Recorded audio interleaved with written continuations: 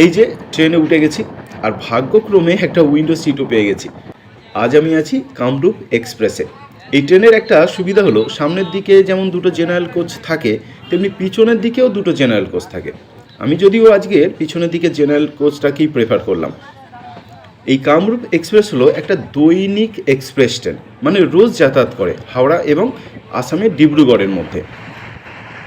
আসামের একটা প্রধান চা উৎপাদনকারী অঞ্চল হচ্ছে ডিব্রুগড়, তার সঙ্গে কলকাতাকে সংযুক্ত করেছে এই কামরূপ এক্সপ্রেস। কামরূপ নামটা কোত্থেকে এসছেন জানেন? আসাম রাজ্যের যে 35টা জেলা আছে, সেই জেলার মধ্যে অন্যতম হলো একটা কামরূপ জেলা, সেখান থেকেই এই কামরূপ ট্রেনের নামকরণ হয়েছে। এই ট্রেনটি ভারতীয় রেলওয়ের উত্তর পূর্ব সীমান্ত রেলওয়ে জোন দ্বারা পরিচালিত হয়। এর দুটি পরিষেবা রয়েছে, যেমন 15959 15960 ভায়া গুয়াহাটি, যেটা আরেকটা আছে 15961 15962 ভায়া রাঙ্গাপাড়া নর্থ।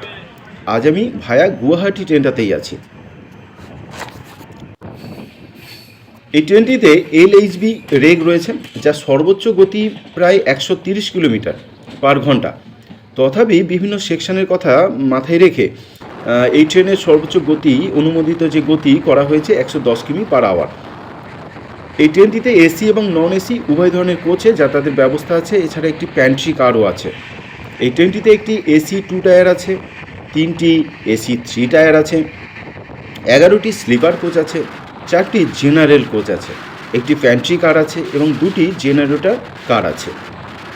প্রতিদিন হাওড়া থেকে সন্ধ্যা 6:30 এই ট্রেনটি ছাড়ে। এই ট্রেনটি আসামের ডিব্রুগড়ে পৌঁছাতে সময় লাগে প্রায় 33 ঘন্টা 30 মিনিট, অর্থাৎ গড়ে 46 কিলোমিটার পার আওয়ার বেগে এই ট্রেনটি যাতায়াত করে। বিপরীত পক্ষে ডিব্রুগড় থেকে প্রতিদিন এই ট্রেনটি রাত 8:15 রওনা দেয় হাওড়ার দিকে।